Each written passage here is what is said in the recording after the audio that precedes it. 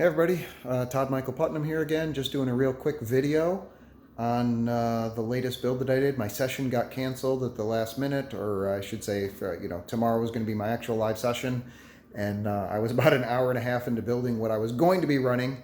They're going up against Mind Flayers, and then we had another group of people cancel, so it was just, had to tear it all down, and I decided to use the time to see what I could do on building a cityscape that has like the three basic stratospheres of society to it. And this is what I came up with. On the outside of the wall, of course, those people that are, too poor to, they're farmers or, low-class tradesmen or anything like that. They live outside the wall. So you got your farms and things, and you've got, your small little tents and little booths that they put up to accost people basically, or try and get people to buy things before they make it into the actual inside the castle itself.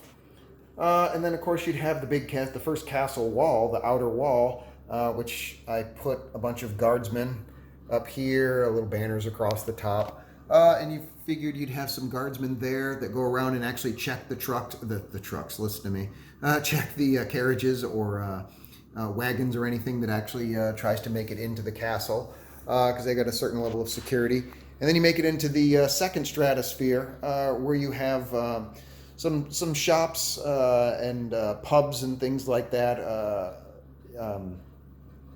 This one here is a blacksmith shop, anything along those lines.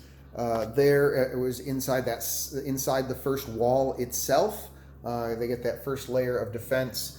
Just because it's D&D, of course, I put these little posters, things up here for where the adventurers could go and look and see and determine, what things they wanted to go questing and do.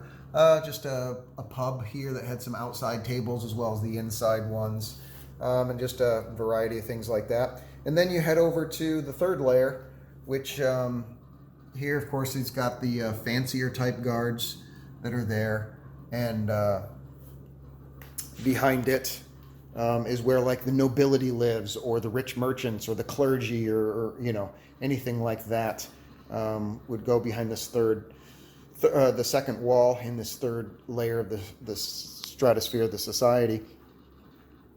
And one of the things I did is I used two different mats. One of these mats, I think this one came from, I want to say it came from Deep Cut Studios, but I could be wrong.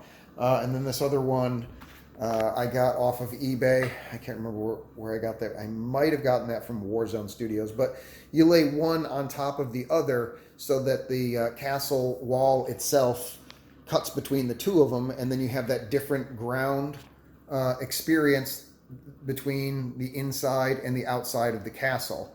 I can't say enough how much mats make a huge difference in the immersion, as far as is that they're not, they can be kind of expensive. They can be $35, some of them $50 a pop. So you probably don't need to get as many as I got. But sometimes some basic mats that you can lay out really, you can just see when you go from here to there, you get a totally different feeling. And that's present without you as a DM, if you have that, having to speak to it or say anything or describe it in detail. It'll stick in the player's mind because it's there visually represented for them, and they'll have a different feel as they go through each of the stratospheres. And then, of course, I use the more higher-end houses in the third stratosphere. All of these houses came from Zitterdes, Ziterdes. I got those on eBay. They're hard foam. They're very light. They're very solid. They don't break easy.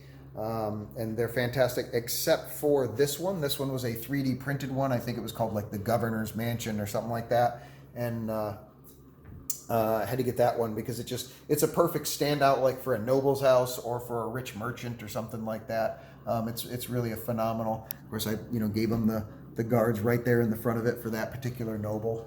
All the rest of them, though, are all from Zitterdes, including the castle walls. I haven't seen the castles on eBay for a while, but I'm sure if you search for them, or you might be able to find them in other locations as well. They do not come pre-painted. You do have to get them painted.